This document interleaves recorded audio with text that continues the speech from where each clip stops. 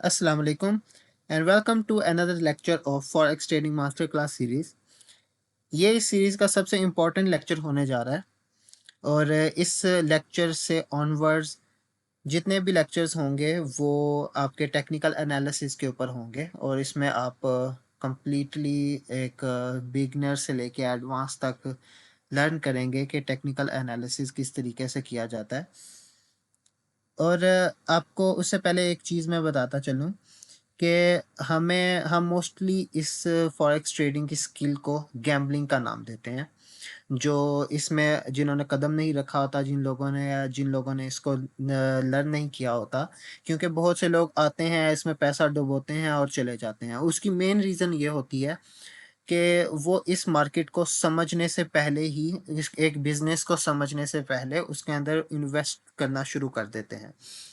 और ये मार्केट एक रैंडम मार्केट है। इसके ऊपर अगर आप चार्ट्स भी देखें, इसके ऊपर आप प्राइसेस चलती हुई देखें, वो किसी को भी नहीं पता होता कि अगले मिनट में या अगले 1 घंटे में ये प्राइस किधर से किधर पहुँच जाएगी। बिल्कुल एक रैंडम मार्केट होती है, बेशक आप किसी भी मार्केट को ले लें।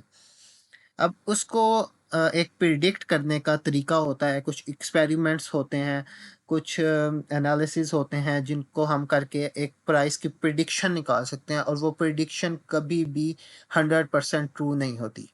उसके चांसेस 80% हो सकते हैं, 70% हो सकते हैं, 85% हो सकते हैं, 90% हो सकते हैं, लेकिन कभी भी 100% एक्यूरेट कभी भी नहीं होता कि कोई आपको कहे कि ये मार्केट ने इधर जाना ही जाना है और वो मार्केट वहाँ पे जाएगी ही जाएगी, क्योंकि मार्केट बिल्कुल रैंडम है, किसी को भी नहीं पता।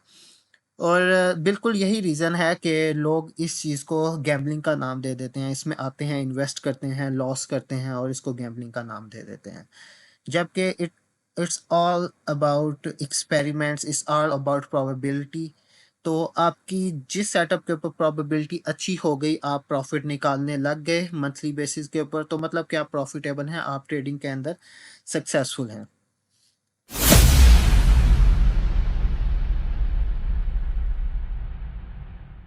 चलिए हम अपने टेक्निकल एनालिसिस का आगाज़ करते हैं 2 मार्केट प्रिंसिपल्स के साथ। First one is dot theory. इसको भी हम आगे जाके डीपली स्टडी करेंगे। और second one is work of price cycle, जिसको वर्क ऑफ मार्केट साइकिल भी कहते हैं, वर्क ऑफ थ्योरी भी कहते हैं। तो ये जो 2 प्रिंसिपल्स हैं, ये आपकी टेक्निकल एनालिसिस की एक बेस रखेंगे। इससे आपको मार्केट स्ट्रक्चर को समझना बहुत आसान हो जाएगा। So first one is dot theory. Dot theory base कर रही होती है 5 पॉइंट्स पे और कई जगहों पे आपको 6 पॉइंट्स भी सुनने को मिलेगा, लेकिन उसका कॉन्सेप्ट सेम ही होता है। इसके जो 5 या 6 पॉइंट्स हैं, इन सबको हम फॉलो अप नहीं करेंगे, लेकिन इनमें से जो मेन जो इम्पोर्टेंट चीज़ें हैं, जो आपको मार्केट स्ट्रक्चर को अंडरस्टैंड करने के लिए ज़रूरी हैं, वो मैं आपको उन पॉइंट्स की तरफ लेके जाऊँगा और वो मैं आपको थॉरोली एक्सप्लेन करूँगा वन बाय वन। सो डॉ थ्योरी का फर्स्ट पॉइंट है मार्केट डिस्काउंट्स एवरीथिंग। इसका मतलब ये है कि आपकी प्राइसेस आपको सब कुछ बता रही होती हैं। मतलब कि मार्केट ने किस साइड की तरफ मूव करना है, क्या करना है, मार्केट आगे क्या करने जा रही है, वो सब कुछ आपको आपके चार्ट के ऊपर नज़र आ रहा होता है। आपकी प्राइसेस आपको सब कुछ बता रही होती हैं। Your prices tells you everything. इसका सेकंड पॉइंट है there are 3 types of trends. 3 तरह के ट्रेंड होते हैं। एक प्राइमरी ट्रेंड होता है, एक सेकेंडरी ट्रेंड होता है और एक माइनर ट्रेंड होता है। अब इसको हम किस तरह से आइडेंटिफाई करेंगे, वो मैं आपको चार्ट के ऊपर इसकी एक्सप्लेनेशन देता हूँ। As you can see, this is the 4 hour time frame of XAU USD। Gold के चार्ट के अंदर जुलाई से लेके और अक्टूबर तक बुलिश ट्रेंड रहा है। जुलाई से अक्टूबर तक मार्केट कंटिन्यूसली अपवर्ड डायरेक्शन के अंदर मूव करती रही है और इस अपवर्ड मूव को हम प्राइमरी ट्रेंड कहते हैं। According to dow theory there are 3 type of trends. First one is primary trend, जो कि हमारा ये एक मेजर ट्रेंड है जिसमें मार्केट इस वक्त हमें मूव करती हुई नज़र आ रही है स्क्रीन पे।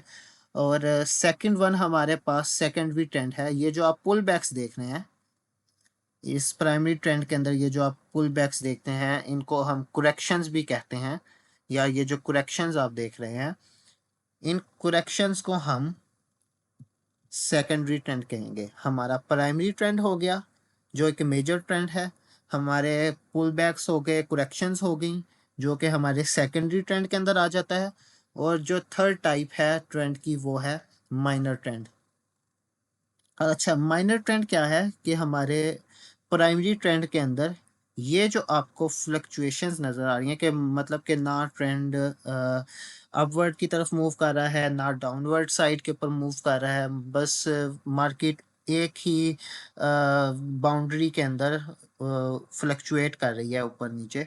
इस चीज़ को हम, इस फ्लक्चुएशन को हम थर्ड टाइप का नाम देते हैं माइनर ट्रेंड का। डॉ थ्योरी का जो थर्ड पॉइंट है, there are three phases of a primary trend. जो हमने प्राइमरी ट्रेंड देखा है जो हमारा मेजर ट्रेंड था, उसके अंदर डॉ थ्योरी ये कहती है कि तीन फेजेस होते हैं। First one is accumulation. Accumulation वो फेज़ है जिसके अंदर हमारे जो इन्वेस्टर्स हैं वो बाइंग कर रहे होते हैं। उस फेज़ के अंदर हमारी इंस्टीट्यूशंस और इन्वेस्टर्स बाइंग करते हैं और वो अर्ली बाइंग होती है। और फिर उसके बाद जब बाइंग कर लेते हैं तो सेकंड फेज़ आता है जो कि पब्लिक पार्टिसिपेशन। तो उनके बाद जो पब्लिक है या जो रिटेल ट्रेडर्स हैं वो बाइंग कर रहे होते हैं। और फिर थर्ड स्टेप आता है डिस्ट्रीब्यूशन। तो जो इन्वेस्टर्स हैं जिन्होंने अर्ली बाइंग की थी वो उसको सेल कर रहे होते हैं। जो उनका बाइंग जिस रिसोर्स की उन्होंने की होती है, जिस पेयर की होती है, वो उसको सेल करने के ऊपर आ जाते हैं। वो हमारे पास थर्ड फेज होता है डिस्ट्रीब्यूशन का। डॉ थ्योरी का जो फोर्थ पॉइंट है वो है कंफर्मेशन। डॉ थ्योरी ये कहती है कि दो जो एवरेजेस हैं, डॉ जोन्स इंडस्ट्रियल एवरेज और डॉ जोन्स ट्रांसपोर्टेशन एवरेज, ये दोनों ट्रेंड को कंफर्म करती हैं। और इन दोनों का, ये दोनों कंफर्म करेंगी तो हमारे पास ट्रेंड की कंफर्मेशन आएगी कि ट्रेंड किस डायरेक्शन में है। और सेकंड कंफर्मेशन है वॉल्यूम मस्ट कंफर्म, कि वॉल्यूम कंफर्म करेगा तो ट्रेंड की डायरेक्शन कंफर्म होगी। उसके बाद डॉ जोन का जो फिफ्थ पॉइंट है वो है trend continues until definitive reversal. अब इन 5 पॉइंट्स के अंदर सिर्फ 2 पॉइंट्स हमारे काम के हैं जो हमें, हमारे लिए इनफ है, मोर देन इनफ है एक मार्केट स्ट्रक्चर को अंडरस्टैंड करने के लिए। एक है first point, that is market discounts everything, all non information is reflected in price. आपकी जो मार्केट प्राइस है या जो आपके चार्ट्स हैं वो आपको सब कुछ बता रहे होते हैं जो कि आपको ज़रूरी होता है प्राइस को प्रिडिक्ट करने के लिए। और आपका एक लास्ट जो पॉइंट है कि trend continues until definitive reversal. इसको मैं अब आपको चार्ट के ऊपर जाके एक्सप्लेन करूंगा कि इस पॉइंट का क्या मतलब है और इसकी इम्पोर्टेंस क्यों है एक मार्केट स्ट्रक्चर को अंडरस्टैंड करने के लिए। Right, coming back to the chart, हमारा जो डॉ थ्योरी का लास्ट पॉइंट है वो ये कहता है कि trend continues until definitive reversal. उसका ये मतलब है कि फॉर एग्जांपल डॉट थ्योरी के अकॉर्डिंगली अगर हम एक ट्रेंड की डेफिनेशन देखें तो वो ये है कि ट्रेंड हमारा हायर हाइज और हायर लोज बनाता हुआ जा रहा होता है अगर वो एक अपवर्ड ट्रेंड के अंदर मूव कर रहा हो। अगर आप इस शक्ल को देखें तो इसके अंदर मैं आपको दिखाऊं कि ये हायर हाइज और हायर लोज बनाता हुआ जा रहा है हमारा ट्रेंड।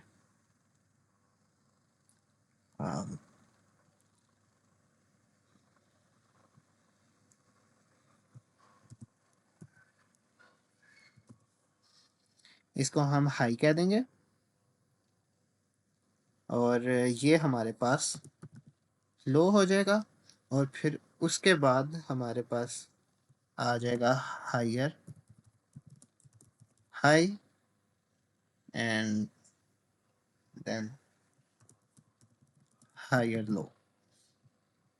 और इसी तरह से अगर ये हायर हाई और हायर लो बनाता हुआ जा रहा है एंड सो ऑन, तो ये हमारा एक ट्रेंड अपनी डायरेक्शन के अंदर मूव कर रहा है।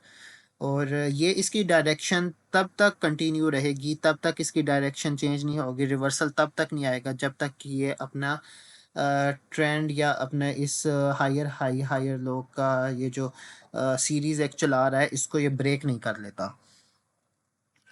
और उस कॉन्सेप्ट के अकॉर्डिंगली अगर उसने अपनी ये सीरीज ब्रेक कर ली है और ये हायर हाइज हायर लोज की जगह इस तरह से मूव करना शुरू कर देता है, हमारा ट्रेंड, तो इसको हम कहेंगे कि हमारा trend higher highs higher lows नहीं बना रहा, बल्कि ये बना रहा है lower high and lower low. अब ये हमारी इसने हाई बनाई, लो बनाई, और फिर उसके बाद लोअर हाई लोअर लो, लोअर हाई लोअर हो, और फिर इस तरह से सीरीज कंटिन्यू रहेंगी। और ये तब तक कंटिन्यू रहेंगी कि जब तक इसका अगेन ट्रेंड ब्रेक नहीं हो जाता और higher high higher low continue ये हायर हाई हायर लो की सीरीज नहीं कंटिन्यू कर देता, और फिर ये तब इसका अगेन ट्रेंड जो है वो शिफ्ट हो जाएगा। और इसको थोड़ा सा और सिंप्लीफाई करने के लिए ये मैं आपको दिखा देता हूँ। ये इस तरह से ये ट्रेंड ब्रेक करती हुई जा रही है, हाईज को ब्रेक कर रही है इस तरह से, ये हाइज को ब्रेक करती हुई जा रही है। और अगर हम बेरिश ट्रेंड की बात करें तो ये इस तरह से अपनी लोज को ब्रेक करती हुई जा रही है।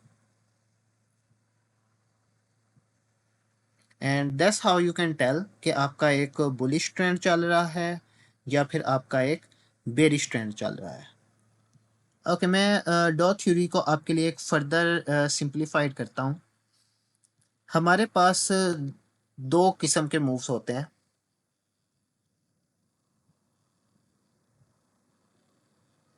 हमारे पास एक होता है हमारा, जैसे हमने पढ़ा कि हमारा एक मेजर ट्रेंड होता है जिसको हम प्राइमरी ट्रेंड कहते हैं। तो प्राइमरी ट्रेंड के अंदर ही दो तरह के मूव्स होते हैं। एक होता है हमारे पास impulsive and then comes the corrective, then again impulsive and then again corrective, impulsive and then corrective. और ये इसी वेव की सूरत के अंदर मार्केट हमारी मूव करती है, इम्पल्सिव और करेक्टिव मूव्स की सूरत में। इम्पल्सिव मूव वो होता है जो कि हमारी मार्केट की डायरेक्शन में होता है, और करेक्टिव मूव वो होता है जो मार्केट की डायरेक्शन के अगेंस्ट होता है, जिसको हमने दूसरे वर्ड्स के अंदर डॉ थ्योरी में कहा है कि हमारा प्राइमरी ट्रेंड है। अब ये जो करेक्टिव मूव है, ये इसकी रीज़न ये होती है कि मार्केट अपना इम्पल्सिव मूव देने के लिए एक मोमेंटम गेन करती है। मार्केट कभी भी कभी भी इस तरह से स्ट्रेट मूव नहीं करेगी कि आप कहें कि मार्केट ने सीधा बिल्कुल मूव लिया है बगैर किसी करेक्टिव मूव के। तो ऐसा कभी भी नहीं होता कि मार्केट सीधा चलती रहे, या फिर अगर गिर रही है तो मार्केट इस तरह से गिरती रहे। मार्केट हमेशा वेव की सूरत में जाती है, impulsive and then corrective, then impulsive then corrective. मतलब कि वही चीज़ कि आप हायर हाइज बनेंगे, हायर लोज बनेंगे, हायर हाइज हायर लोज की सीरीज एक बिल्ट होगी। और फिर दूसरी साइड के ऊपर अगर ये बेरिश जा रही है मार्केट, तो हमारी इस तरह से ये ब्रेक करेगी और फिर ये लोज बनाती हुई चली जाएगी, lower highs and lower lows. इसके अंदर एक बहुत इम्पॉर्टेंट चीज़ है जो आपको याद रखनी चाहिए कि हमारा स्ट्रक्चर ब्रेक किस तरह से होता है। दो और कॉन्सेप्ट्स हैं जिनको मैं आपको एक्सप्लेन करूंगा। एक कॉन्सेप्ट है हमारे पास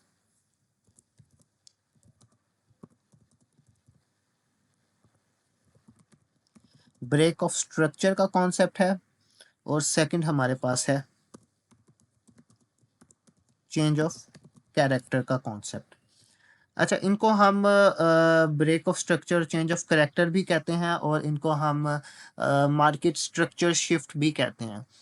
अगर आप किसी और जगह के ऊपर किसी बुक में पढ़ेंगे या किसी और वीडियो के अंदर अगर आप देखेंगे, तो आपको ये मार्केट स्ट्रक्चर शिफ्ट का वर्ड भी सुनने को मिलेगा, तो वो भी यही चीज़ होती है। अब break of structure change of character क्या चीज़ है कि फॉर एग्जांपल ये अगर आपका एक बुलिश ट्रेंड चल रहा है और ये अपने हायर हाइज और हायर लोज को बनाता हुआ जा रहा है, और फिर यहाँ से इसने अपना ट्रेंड चेंज कर दिया है।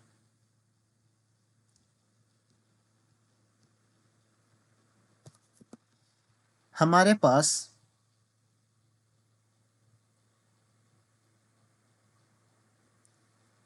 जो इसकी हाइज ब्रेक हो रही हैं, इसको हम नाम देते हैं ब्रेक ऑफ स्ट्रक्चर का। ये जो हाइज ब्रेक करता हुआ जा रहा है इसको हम ब्रेक ऑफ स्ट्रक्चर का नाम देते हैं। और अगर लोज पे बात करें तो ये जो इसकी लोअर लोज को ब्रेक करता हुआ जा रहा है इसको हम ब्रेक ऑफ स्ट्रक्चर का नाम देते हैं। मतलब कि अपना ये स्ट्रक्चर ब्रेक कर रहा है। इसी तरह से यहाँ पे अपना स्ट्रक्चर इसने ब्रेक कर रहा है और ट्रेंड को कंटिन्यू कर रहा है। ब्रेक ऑफ स्ट्रक्चर हो रहा होगा तो ट्रेंड हमारा कंटिन्यू है। उसके बाद ये हमारा चेंज ऑफ करेक्टर हुआ है। चेंज ऑफ करेक्टर कैसे हुआ है उसकी रीज़न ये है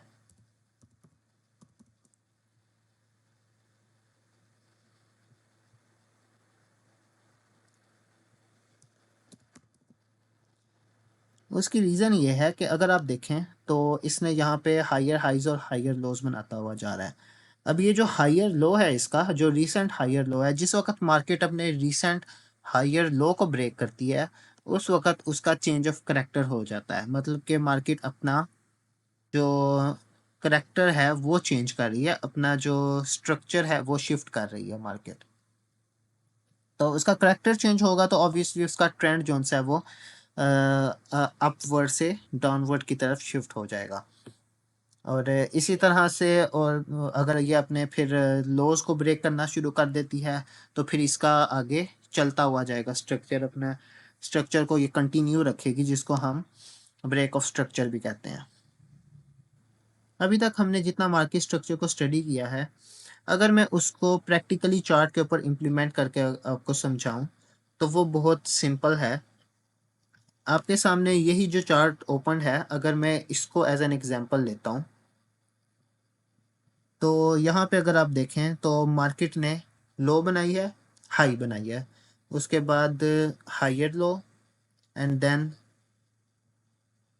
higher high and then higher low, higher high, higher low, then higher high, higher low and then again higher high. Okay, उसके बाद मार्केट ने नीचे की तरफ मूव दिया है, लो बनाई है एंड दैट्स इट। यहाँ तक अगर आप देखते हैं तो आपको वो मार्केट स्ट्रक्चर बहुत क्लियर हो रहा होगा कि जो मैंने आपको हायर हाइज हायर लोज का बताया है वो भी चीज़ आपको क्लियर हो रही होगी। और हायर हाइज जो ब्रेक हो रहे हैं और ब्रेक ऑफ स्ट्रक्चर हो रहा है वो भी आपको चीज़ अब यहाँ पे समझ लग रही होगी कि ये हमारे पास ब्रेक ऑफ स्ट्रक्चर का कॉन्सेप्ट है। जैसे जैसे मार्केट अपना स्ट्रक्चर ब्रेक कर रही है मार्केट ऊपर की साइड पे मूव करती जा रही है इस तरीके से। जैसे जैसे ब्रेक कर रही है वैसे वैसे मार्केट ऊपर को मूव कर रही है। और उसके बाद मार्केट ने अपना ये जो हायर लो है, जैसी मार्केट ने अपना लो ब्रेक किया है तो मार्केट का चेंज ऑफ करेक्टर हो गया है। मार्केट ब्रेक ऑफ स्ट्रक्चर करती हुई जा रही थी, उसके बाद मार्केट का ने अपना जो स्ट्रक्चर शिफ्ट किया है, उसका लो जैसे ही ब्रेक हुआ तो वो चेंज ऑफ करेक्टर है, मार्केट का डाउन ट्रेंड स्टार्ट है। तो इसके बाद मार्केट इस वक्त हमारे थर्ड टाइप ऑफ ट्रेंड के अंदर है जो कि हमारा माइनर ट्रेंड था, फ्लक्चुएशन थी। उसके अंदर मार्केट मतलब कि दो प्राइसेस हैं, एक बाउंड्री है जिसके दरमियान में फंसी हुई है। अब मार्केट कंटिन्यू किस तरह से करेगी अपने ट्रेंड को, अगर तो मार्केट यहाँ से अपना फर्दर लो ब्रेक करती है फिर मार्केट अपना कंटिन्यू करेगी। अब इसका फर्दर जो लो है वो ये लो है। अगर मार्केट आके इस लो को किसी भी पॉइंट के ऊपर ब्रेक करती है तो ये इसका अगेन ब्रेक ऑफ स्ट्रक्चर हो जाएगा और मार्केट का डाउन ट्रेंड कन्फर्म हो जाएगा।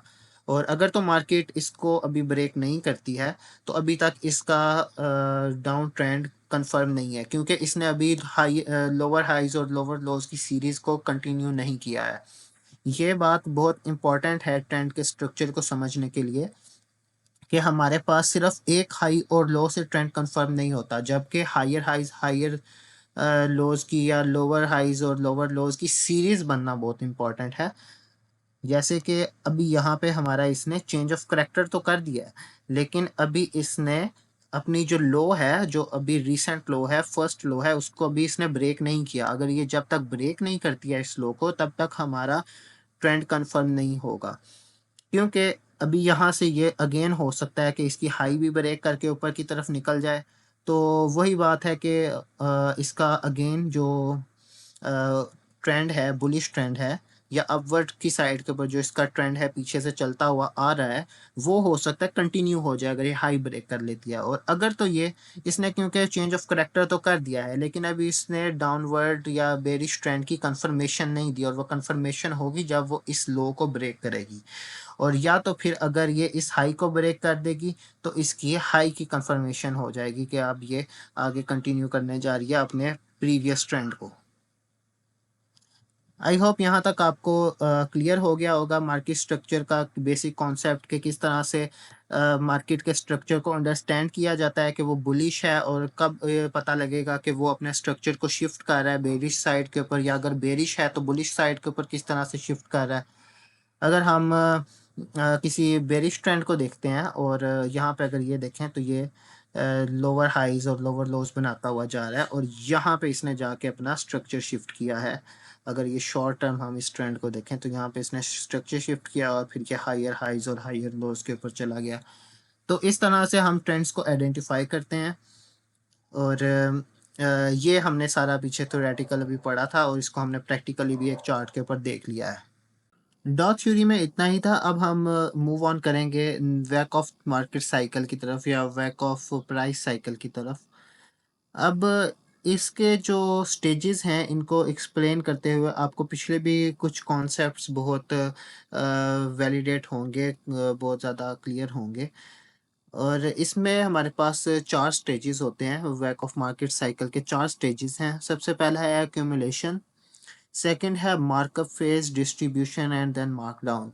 ये आपको इस पिक्चर के अंदर भी एक क्लियर हो रहा होगा, इसके किस तरह से मार्केट एक्यूमुलेशन में मूव कर रही है, देन मार्कअप है, देन डिस्ट्रीब्यूशन है, देन मार्कडाउन है। इसमें आपको एक्यूमुलेशन और डिस्ट्रीब्यूशन सिमिलर लग रहे होंगे, सेम लग रहे होंगे, और इनमें क्या डिफरेंस है वो भी मैं आपको बताऊंगा। So the first phase of back of market cycle is accumulation phase. Accumulation phase के अंदर मार्केट साइडवेज में होती है। मार्केट अपने माइनर ट्रेंड के अंदर होती है, फ्लक्चुएट कर रही होती है एक ही पॉइंट के ऊपर, प्राइसेस के बिटवीन। वो किसी भी ट्रेंड के अंदर मूव नहीं कर रही होती। और उसकी रीज़न ये है कि हमारे जो इन्वेस्टर्स हैं वो पैसा डाल रहे होते हैं। जो हमारी स्मार्ट मनी है, या जो हमारी इंस्टीट्यूशंस हैं, वो इस वक्त बाइंग कर रहे होते हैं उस स्पेसिफिक पेयर की, या उस कमोडिटी की, या जिस चीज़ के अंदर भी आप ट्रेड कर रहे हैं। अगर उसके अंदर एक्यूमुलेशन फेज चल रहा है, तो मतलब कि उस फेज के अंदर, उस टाइम पीरियड के अंदर जो हमारे इन्वेस्टर्स हैं वो बाइंग कर रहे हैं उस चीज़ की। और एक्यूमुलेशन फेज के बाद हमारे पास एक अप ट्रेंड मूवमेंट आती है। अप ट्रेंड मूवमेंट से पहले का जो फेज होगा, जिसके अंदर मार्केट कंसोलिडेट कर रही होगी, साइडवेज चल रही होगी, उस फेज को हम एक्यूमुलेशन साइकिल कहते हैं, या एक्यूमुलेशन फेज कहते हैं। इसको मैं आगे जाके चार्ट के ऊपर भी आपको बताऊंगा, ये चारों फेजेस को। लेकिन हम उससे पहले इसको एक दफ़ा थ्योरेटिकली स्टडी कर लेते हैं। सेकंड फेज है हमारे पास मार्कअप फेज। मार्कअप फेज के अंदर हमारे पास मार्केट अप ट्रेंड के अंदर होती है। जैसे ही एक्यूमुलेशन फेज डन होता है, एक्यूमुलेशन फेज फिनिश होता है, तो मार्केट एक्यूमुलेशन फेज से निकल के मार्कअप फेज के अंदर आ जाती है, उसका अप ट्रेंड शुरू हो जाता है। और उसकी रीज़न ये है कि जिस वक्त इन्वेस्टर्स ने या स्मार्ट मनी ने अपनी बाइंग कर ली होती है, और उसके बाद जिस वक्त उन्होंने मार्केट को ड्राइव करना होता है, तो वो एक्यूमुलेशन फेज से निकल जाती है, और मार्केट ऊपर की तरफ मूव करना शुरू कर देती है, जिसको हम मार्कअप फेज भी कहते हैं, या अप ट्रेंड कहते हैं। मार्कअप फेज के बाद हमारे पास एक रैली जो होती है बाइंग की, उसके बाद हमारे पास जो थर्ड फेज आता है वो है डिस्ट्रीब्यूशन फेज। अब डिस्ट्रीब्यूशन फेज हमारा सिमिलर होता है एक्यूमुलेशन फेज से, बस डिफरेंस ये होता है कि डिस्ट्रीब्यूशन फेज के अंदर हमारी वॉलेटिलिटी मार्केट की बहुत हाई होती है। वॉलेटिलिटी हाई से मुराद ये है कि अगर आप देखें तो एक्यूमुलेशन के अंदर कैंडल्स इतनी ज़्यादा बढ़ी नहीं थी, जबकि डिस्ट्रीब्यूशन फेज़ के अंदर मार्केट उन्हीं 2 प्राइसेस के दरमियान ही मूव कर रही होती है, लेकिन कैंडल्स बड़ी होती हैं, थोड़ी वॉलेटिलिटी हाई होती है मार्केट की। मार्केट की प्राइसेस बहुत तेज़ी से मूव करती हुई आपको नज़र आ रही होंगी, फ्लक्चुएट कर रही होती है, उसके अंदर मैनिपुलेशन होती है ज़्यादा। जब डिस्ट्रीब्यूशन फेज़ के अंदर होती है, उसके अंदर क्लैरिटी नहीं होती। आपको ऐसा लग रहा होता है कि मार्केट और ऊपर जाएगी या हो सकता है यहाँ से नीचे गिर जाए। आप कंफ्यूज हो रहे होते हैं डिस्ट्रीब्यूशन फेज़ को अगर आप देखें, और वो आता है एक अप ट्रेंड मूव के बाद। डिस्ट्रीब्यूशन फेज़ के बाद मार्केट जाती है फोर्थ फेज़ के अंदर, जो है एक mark down phase. Mark down phase हमारा डाउन ट्रेंड भी होता है, और मार्कडाउन फेज़ के अंदर उसी तरह से मार्केट अपना स्ट्रक्चर शिफ्ट करती है। चेंज ऑफ करैक्टर जो हमने देखा था, चेंज ऑफ करैक्टर करके और फिर वो लोअर हाइज़ और लोअर लोज़ बनाती हुई नीचे की तरफ मूव करना शुरू कर देती है। अब इसमें एक चीज़ इम्पोर्टेंट है जो देखने वाली, वो ये है कि डिस्ट्रीब्यूशन फेज़ के अंदर जो इन्वेस्टर्स होते हैं, जो स्मार्ट मनी होती है, वो अपना पैसा निकाल रही होती है। जो उन्होंने बाइंग की थी, उस बाइंग को वो सेल कर रही होती है। वो जो भी उन्होंने चीज़ खरीदी थी, उसको वो सेल करना शुरू कर देती है, और उस वजह से डिस्ट्रीब्यूशन फेज़ के फ़ौरन बाद हमारे पास मार्केट का डाउनफॉल आने लग जाता है। डाउन ट्रेंड में मार्केट चली जाती है, और फिर उस मार्केट के अंदर सेलर्स बढ़ने लग जाते हैं और बायर्स कम होने लग जाते हैं। चलें अब चार्ट पे आते हैं, और यहाँ पे मैं आपको वैक ऑफ के जो 4 फेजेज़ हैं उनकी एक्सप्लेनेशन दूँगा। सबसे पहले हम अगर देखें तो हमारे पास आता है एक्यूमुलेशन फेज़। एक्यूमुलेशन फेज़ के अंदर ये होता है कि हमारी जो स्मार्ट मनी है, वो अपने ऑर्डर्स एक्यूमुलेट कर रही होती है। अगर आप देखें तो प्राइस एक ब्लॉक के अंदर ऊपर-नीचे मूव कर रही है, कंसोलिडेट कर रही है, या साइडवेज़ चल रही है। इसको हम साइडवेज़ भी कहते हैं, इसको हम एक्यूमुलेशन भी कहते हैं, इसको हम कंसोलिडेशन भी कहते हैं। अच्छा, कंसोलिडेशन के बाद हमारे पास जब मार्केट निकलती है कंसोलिडेशन से या एक्यूमुलेशन फेज़ से जब मार्केट निकलती है, तो मार्केट जाती है मार्कअप फेज़ के अंदर। मार्कअप फेज़ के अंदर मार्केट बनाती है हायर हाइज़ और हायर लोज़। अब हायर हाइज़ और हायर लोज़ बनाती है तो मार्केट अपने बुलिश मोमेंटम में होती है, अपवर्ड ट्रेंड के अंदर मूव कर रही होती है। अब इसके बिहाइंड जो साइंस है वो ये है कि जिस वक़्त इन्वेस्टर्स अपना पैसा सारा एक्यूमुलेट कर लेते हैं, मार्केट में फेंक देते हैं और बाय कर लेती हैं। अगर यहाँ पे हम गोल्ड की बात कर रहे हैं, तो अगर इन्वेस्टर्स ने या स्मार्ट मनी ने, इंस्टीट्यूशंस ने गोल्ड को बाय कर लिया है इस फेज़ के अंदर, जहाँ पे कंसोलिडेट कर रही थी मार्केट, तो मार्केट के उसके बाद मार्केट अपना मूव दिखाने लग जाती है, क्योंकि ऑब्वियसली उन्होंने अगर अपना पैसा एक चीज़ के अंदर लगाया है, तो वो मार्केट को उठाएँगे उसमें से प्रॉफ़िट निकालने के लिए। तो मार्केट एक्यूमुलेशन के बाद उठने लग जाती है। एक्यूमुलेशन के बाद मार्केट ऊपर जाती है, और फिर हमारे पास मार्कअप फेज़ आता है जिसमें मार्केट अप ट्रेंड के अंदर होती है। मार्केट का अप ट्रेंड जिस वक़्त ख़त्म हो रहा होता है, तो वो आपको उस चीज़ की कन्फर्मेशन होती है मार्केट की का मोमेंटम देख के, कि मार्केट स्लो होने लग जाती है। अगर आप इस तरह से देखें, क्योंकि ये पीछे से काफ़ी एक लंबा मूव चलता हुआ आ रहा है, मैंने इसको एक शॉर्ट टर्म ग्रैब किया सिर्फ़। तो अगर आप देखें यहाँ पे जाके मार्केट का मोमेंटम स्लो होने लग गया, मतलब कि बहुत छोटी-छोटी कैंडल्स बनने लग जाती हैं। अगर यहाँ पे भी अगर आप देखते हैं, तो छोटी-छोटी कैंडल्स बनने लग जाती हैं एक करेक्टिव मूव से पहले। फिर इस तरह से एक छोटी-छोटी कैंडल्स बनने लग गई, मोमेंटम बहुत स्लो हो गया है। और फिर एक फ़ेज़ आता है जो थर्ड फ़ेज़ है हमारे पास वैक ऑफ का, वो है हमारे पास डिस्ट्रीब्यूशन फेज़। डिस्ट्रीब्यूशन फेज़ के अंदर ये होता है कि जो हमारे सेलर्स हैं वो एक्टिव हो जाते हैं। जो हमारी स्मार्ट मनी थी जिसने एक्यूमुलेशन फेज़ के अंदर पैसा फेंका था, या पैसा हमारा बाइंग की थी, एक हैवी बाइंग की थी, उन्होंने इस फेज़ के अंदर आके सेलिंग शुरू कर दिया है। मतलब कि ये फेज़ भी हमारा कंसोलिडेशन फेज़ ही होगा, साइडवेज़ ही होगा, लेकिन इसके अंदर ये होगा कि हमारी कैंडल्स थोड़ी-सी बड़ी होंगी, हमारा वोलेटिलिटी हाई होगी, मतलब कि प्राइस जिस मोमेंटम से मूव कर रही होगी ना, वोलेटिलिटी से मूव कर रही होगी, फ्लक्चुएट कर रही होगी, वो थोड़ी-सी हाई होती है। समटाइम्स नहीं भी होती, लेकिन इसकी प्रोबेबिलिटी है। अब डिस्ट्रीब्यूशन फेज़ के अंदर मार्केट के अंदर से पैसा बाहर निकलना शुरू हो जाता है, इन्वेस्टर्स सेल करने लग जाते हैं अपने एसेट को, और जैसे ही वो सेल करते हैं तो मार्केट के अंदर एक डाउनवर्ड मूव आने लग जाता है।